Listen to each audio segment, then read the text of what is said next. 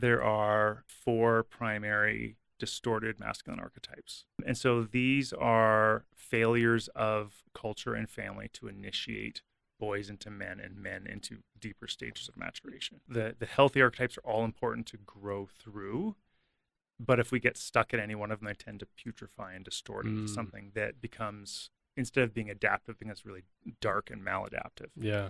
So the first one is the man-child. The man-child is a man who has resisted all maturation and development. Like he wants things to be fun and light and easy.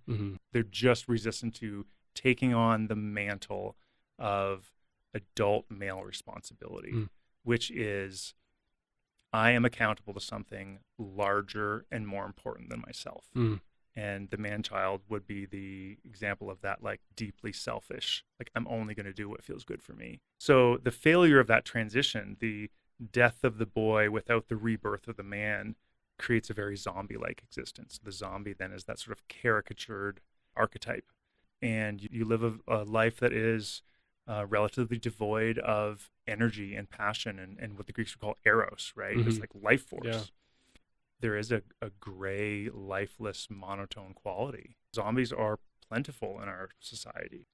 The corresponding distorted archetype that goes along with the hunter, the young man, the protect and provide, that like physically oriented, strong, capable, disciplined, focused energy, that distortion is the werewolf. So again, I'm using caricatures, right? I'm using like exaggerated things.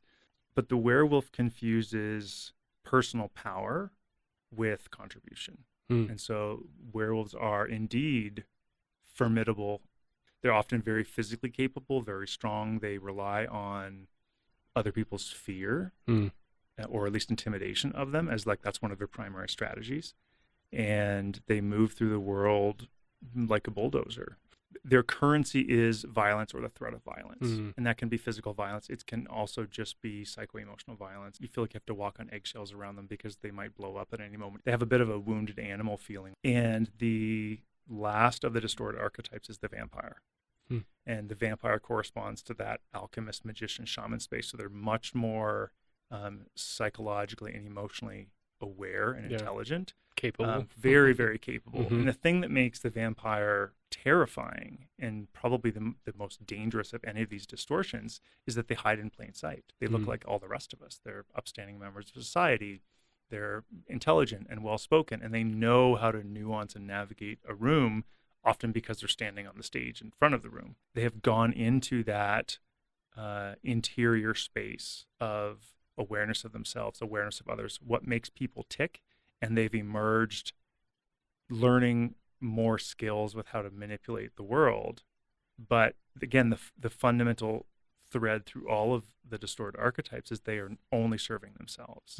Right. And so their ability to create destruction in the world is immense. It's immense. Wow.